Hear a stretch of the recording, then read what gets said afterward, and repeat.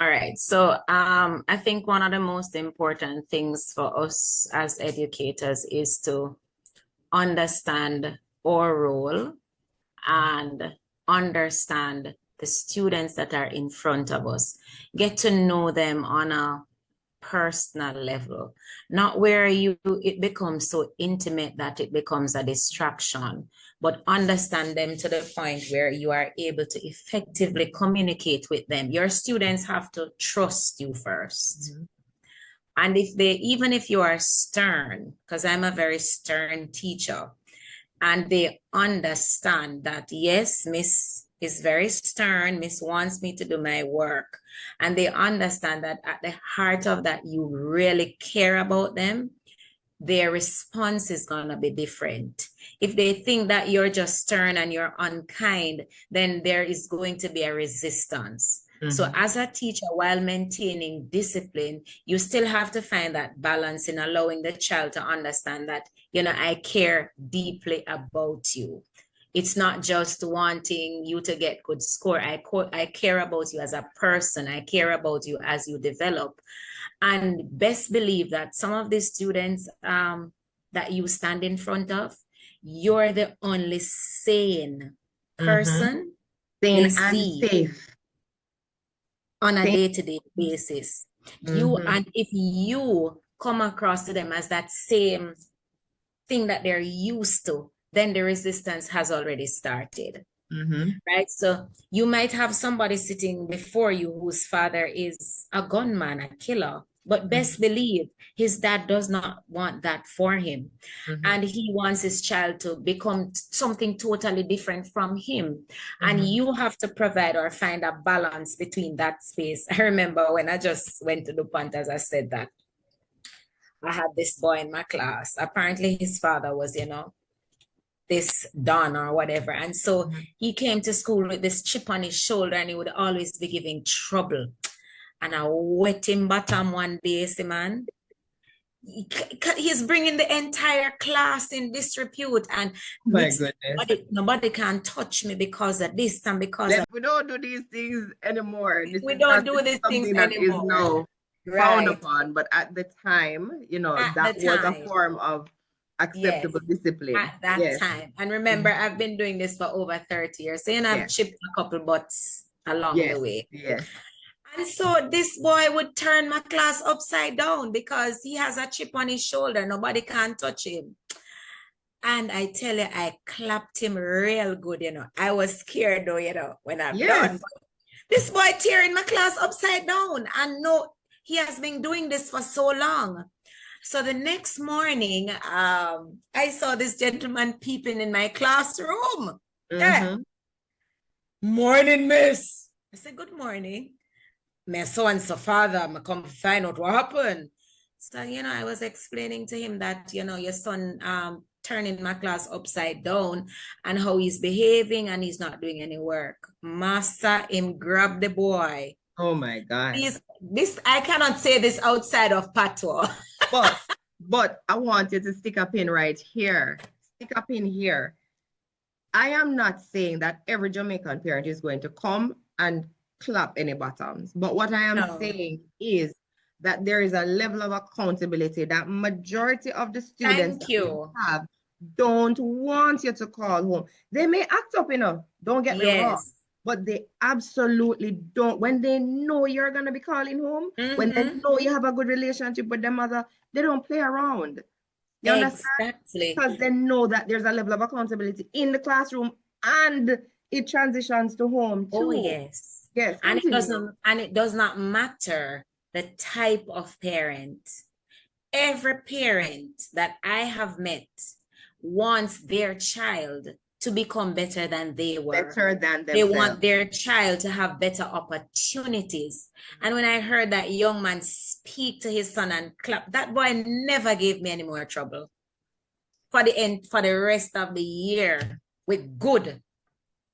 And so another thing to coming from that, you have to learn to build relationship. So even out of fear, because that could have gone differently, mark you. it could have gone differently. But, and then over time, when parents you're at a place for a while, and, you know, parents will talk because you're stern. But if I one thing, Miss Cameron, I'm going to make sure, say, Miss, I'm a teacher that at the beginning of the year, I set my target. A grade 6, I have 55 Pitney. I want 40 traditional school. Mm-hmm. Which school you want to go? You better tell me that before. Mm-hmm. I write it down. I am holding you accountable. Mm-hmm. I remember Brandon. Brandon is at Florida University now. This was a boy he lived in Majestic Gardens, could do his work so well, but was so lazy and distracted. And we were doing mock exam, and I said to him, if you give me less than 90, I'm going to bust your ass. And he thought I was joking. Mm-hmm. He got 89. Mm-hmm. I wet him. For days, he did not speak to me because he was mad. Mm-hmm. I got a call from Brandon the other day. I don't know how he got my number, but Miss, this is Brandon. I said, which brand? Miss Brandon, you remember me? When I get 89, I'm supposed to get 90. I said, where are you now? Miss, I'm at Florida State University. I said, thank you, Miss, for not giving up on me. Boy, Miss, you set some standards, but you know, and looking back now, it might have seemed harsh to a lot of people, but you see these inner city students where it's like their life has already been cut out for them. You have to stand up for them to show them that there's a different way out. You have to believe in them. You have to let them know that you can be more than the gambler on the corner of the street. You're going to become more than wanting to be a part of this gang, and you have to believe in what you're selling. So don't make it be a facade in the classroom. Oh, I'm just doing this because I want parents to like me. Do it from here. It must mean, and when you do it from here, the kids will understand that it comes from here. I have students, when I clap them in that era, because I've moved away from that. Right. Antoine can tell you, when I clap Antoine, Jeremiah 29 verse 11, with tears running down my eye. For I know the plans I have for you, Antoine, Lord, said the Lord. Antoine is now one of the biggest photographers I can think about. So you have to know your why you're in the classroom. Are you there just to collect a paycheck? Because if you're there to collect a paycheck, you're really cheap, because teaching don't pay. Right? Teaching does not pay, and it can be quite frustrating just to be in a classroom. You have to come across so many, I'm going to say, beautiful challenges, because it's one of the reasons why I walked away from being in an office, because it was not giving me any kind of fulfillment. Teaching is fulfillment. And if you're in there for a paycheck, the fulfillment part on your paycheck don't connect. Thank you very much. So if your heart is, I'm going to say to an educator, if your heart is not in it, find another space. Yeah. If your heart is not in it, find another space. You also have to get creative. So for some students, the traditional methods won't work. I remember I had a boy at St. Andrew Prep, we were doing writing. And this boy spoke beautifully, but there was nothing that he would put on the paper to give me. And I got so frustrated because exam was like around the corner. And you know, in Jamaica is the only place where you do 3 parts exam, not even CXC. Grade 4, grade 5, and grade 6, and you have to get an aggregate. And I said, my God, if this guy does not do well on this, it's going to affect everything else. And one man just said to me, get your phone, tell him to speak and record it. And I recorded it, and I played it. I said, this is what you're saying. That's what I want to see on the paper. And he listened, and I said, take the phone and go write it. And that's how I got him to start writing. So sometimes the conventional methods don't work. Probably somebody else would not think about doing something like that because you're thinking about the space on your phone or whatever. So if your heart is not in it, get out of the space. That is what it really boils down to. You know? Okay. Take me through, what's a typical day for you now? So a typical day for me now is one that I'm getting used to. So my day starts at 6:15 when the bus picks us up. I get to school about 6:30. The students don't come until 7:30, so I have that space and time to just, collect my thoughts, do a little bit of meditation, plan my activities for the day, get everything going for the day before the students come in. I am still the old-fashioned teacher. Yes, there's the technology, but you bring that person to the technologies, and I'm not big on technology either because me old. But I embraced and I learned. Walters can tell you, he had to teach me many things, although I was his supervisor. God bless his soul. But it's really a personality because so my day starts at that time. Then the students come in at 7:30. I do the same thing as I do back home. I give them early work to get them settled, to get them in the frame of mind. I usually start my class with a gem, just as I do back home. So I teach them gem because it's not something that they normally do here. So they learn gems, and I encourage each of them to give a motivational word for the day. Then we get into the activities of the day. I like interactive lessons. I like group work. I like presentations, and especially English is their second language. So you always want to get them in a space of talking, communicating, having an affection for the language. So I provide them with opportunities to speak. I am big on poetry. So a lot of the things that I want them to remember, I use poetry and I use song, something that is new for them that they have embraced. My day ends at 1:30. Parents come to the classroom door for pickup or nannies because they have nannies, personal nannies. They get picked up. The bus comes for us at 2:30, so I still have that 1.5 session, 1.5 hour to pre-plan for the next day. If I have to mark books, I do that. But in Jamaica, you sit at school until 6 o'clock, 5 Yes, o'clock. yes. That was a shocker for me. For the first couple of months when I came here, my equilibrium was thrown off.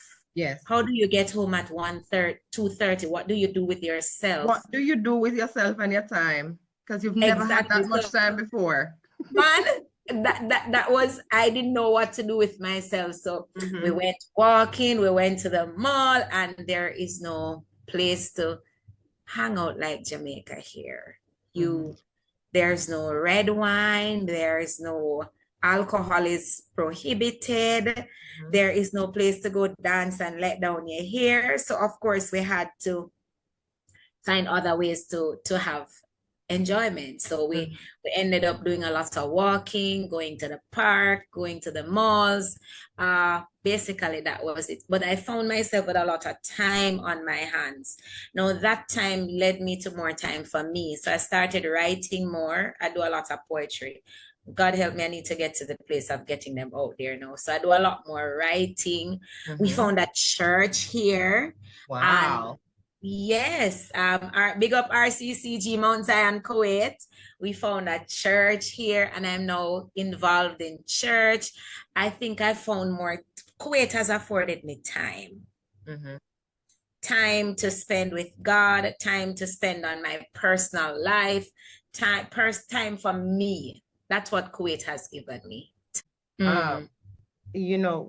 We have a stereotypical perspective of that side of the world. Take me away from that perspective. Tell me something. I already heard that you now have more time, and there is so much of an investment and involvement in family. What else can you tell me to remove me from that stereotype?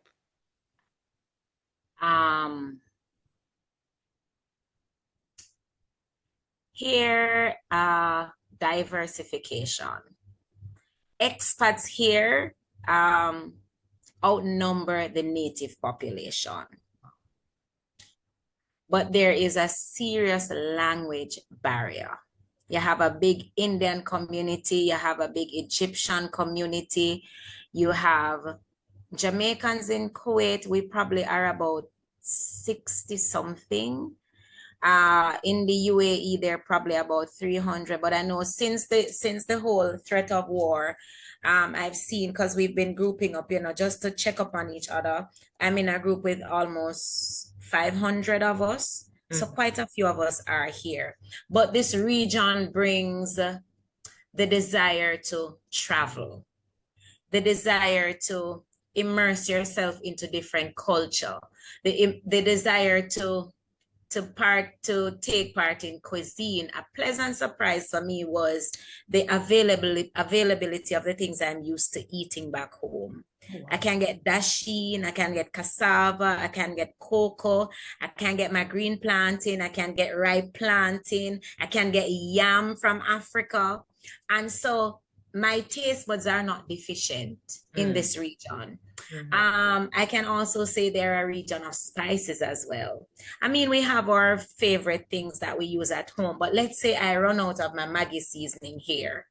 I won't fall in a detrimental space because they have things here that I could use that could give me good flavor just the same. So the spice industry is rich. The food industry is very diverse. So a lot of things that we might think, their meat is another thing. Like when you're home and you pressure the oxtail and you pressure it, and it still can't go. Just tough. No, I don't have a pressure pot here. Meat is tender, very easy to cook, and not as expensive back home either. I can eat oxtail any day I want to eat oxtail.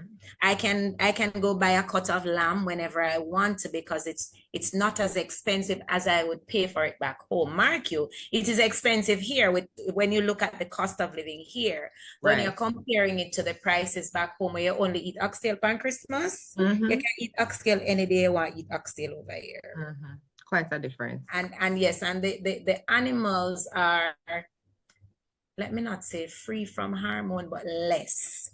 So it's like the food in and of itself is healthier. Olive oil is not something that the rich will buy. It's something that's normal usage, commodity. Exactly. So I kind of appreciate that. My fruits and vegetables, I have a wide range. I'm not a big rice eater and flour eater. So for me, I can actually eat the things I want to eat, and they're not as expensive as I can blend grapes here if I want to for juice. You know how much grapes are Jamaica? So I don't know. I don't know, and I don't want to know, because when I see those pictures come across on social media, I have to say, who going buy this? Is which supermarket they're buying this? Because it could never be high-low.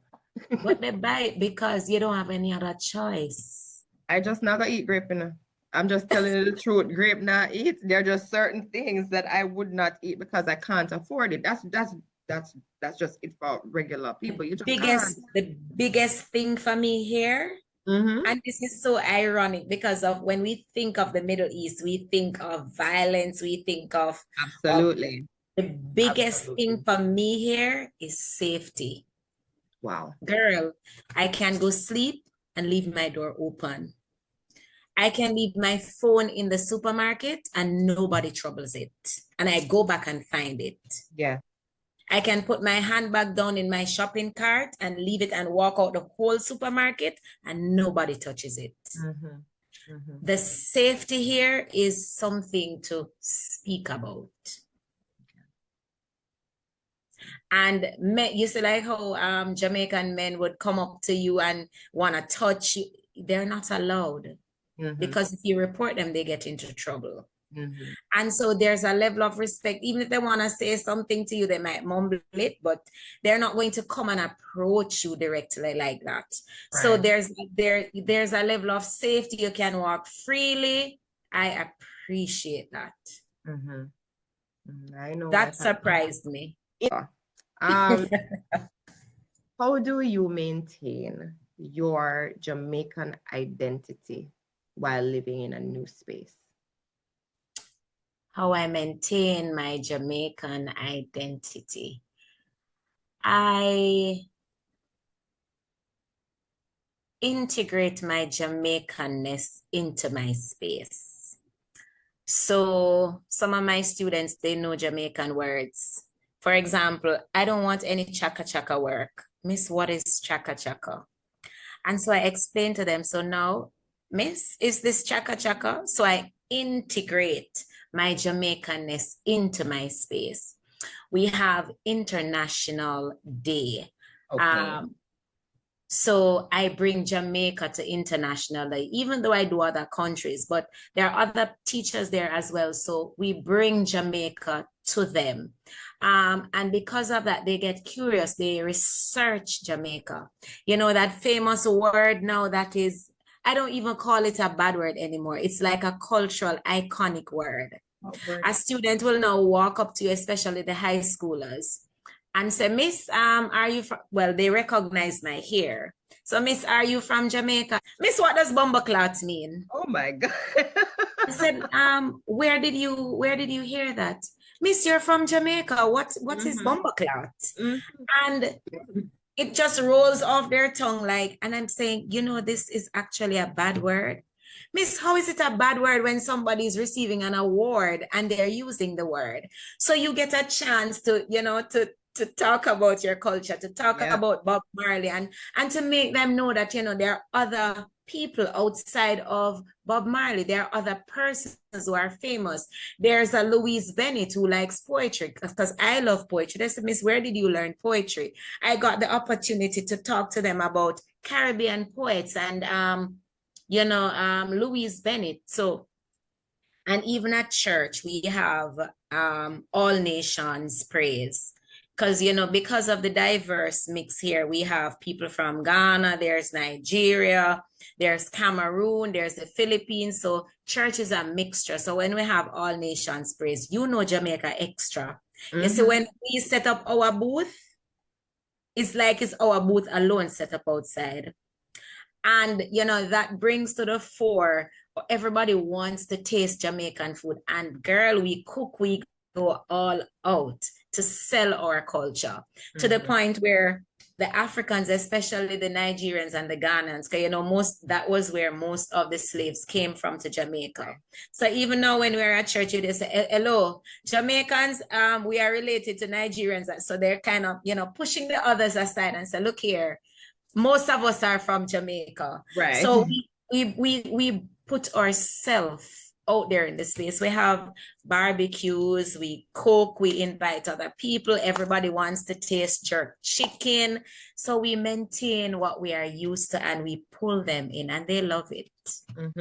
But I love the integration, both from you and their willingness to learn. Yes, you know, they want to learn. A few students in here from different countries, and I've had that over the years, and I am so enthused whenever they're in my class because I want to learn, and because I want to know so much more about them, they feel more comfortable in the space with me. Some of them will come and they're a little shy, a little bit at first because they don't really know if they fit into the space because they're from somewhere different. But being in a space with a teacher who is going to be open to their language, their food. We have conversations all the time in here. We talk about Nigerian words, Spanish words, Jamaican words, right? We'll use different ones on different occasions. They'll count when they're playing, they'll count in Igbo, for example, and I love it. I get excited. Because I think it's so important. It is what it's part of what is lacking. When I just came here, I can't tell you the number of people who only know of weed, beach, and Bob Marley. That's for Jamaica. All they know of Jamaica. They asked me, how come you have on such nice clothes? And I had to look at them and say, what do you mean? What do you mean how I have on such nice clothes? Where you get your shoes from? I said, what do you mean? Right? Miss, they thought we live in forest in huts. Shucks. When I pulled up my house, I said, guys, Miss, this is your house? And I'm saying I don't live in a shack. So it's so important for us to share our culture, to share our heritage, because besides us, sometimes they don't have access to information that's going to teach them what's happening outside of where they live, you know? So the question is, for Caribbean educators who are thinking about leaving home, what is one truth you think they really need to hear? One truth. When you're working out the salary, remember that when you come to the new country, you have to live as well. Because we get so excited about the salary, we don't recognize that in this place, Kuwait, I still have to buy groceries. I still have to buy clothes. You just convert the money and say, oh, I'm going to be getting $500,000 or I'm going to be getting $600,000 for the month. But you don't stop to think that, oh, I'm getting this, but I need to do this and I need to do this. Not the standard of living. Yes. So make sure you think about your standard of living as well. Work out a plan in your head. How long do I plan to stay? What do I plan to get out of this? What are my steps? How am I going to take my time to get, I am here. How am I going to get to where I want to be? And you have to be grounded. Stay grounded. So if you are not grounded when you come, because probably you're not used to doing certain things, you get caught up, you forget your whole vision of coming. So stay grounded. Work out a plan where you are now, where you want to be. How do you plan to get there? Stay grounded. Okay. Rapid fire simply means I'm going to shoot some questions at you. You're gonna just answer as quickly as possible, right? Okay. So first one, rice and peas or white rice? None. None. What would you replace it with? I like yam. I like plantain. I like dashi. Dancehall or reggae in the classroom if you could. In the classroom, reggae. Calypso. Right. Calypso. Biggest thing you miss from Jamaica? Access to my family all the time. All right. Fried chicken with curry or oxtail gravy? None of the two. Oxtail. You're not gonna eat the fried chicken? I mean, I love fried chicken like that. Yeah. All right. All right. What are you drinking with your jerk chicken? I am a vodka lady. And I am uniquely me. Oh my goodness. I would use Red Stripe to do the jerk chicken, not to drink it. I'm not a beer drinker. All right.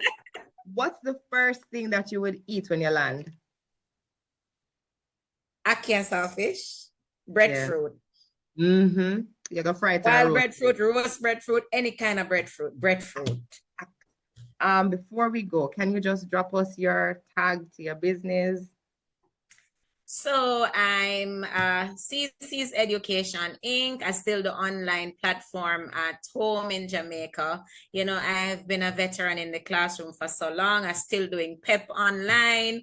CC's Kitchen that I cook as well. I'm a juice girl as well. So everything comes under the brand of CC's Education Inc. Perfect. Thank you so much for joining me. This was a wonderful episode. As I said, we're going to have to do this again because I don't feel like we're finished. No problem. I feel like there's much more for us to talk about. It was an absolute pleasure having you, and have a great rest of your day. You too. Bless you, my darling. Bless you. Bye. Bye-bye.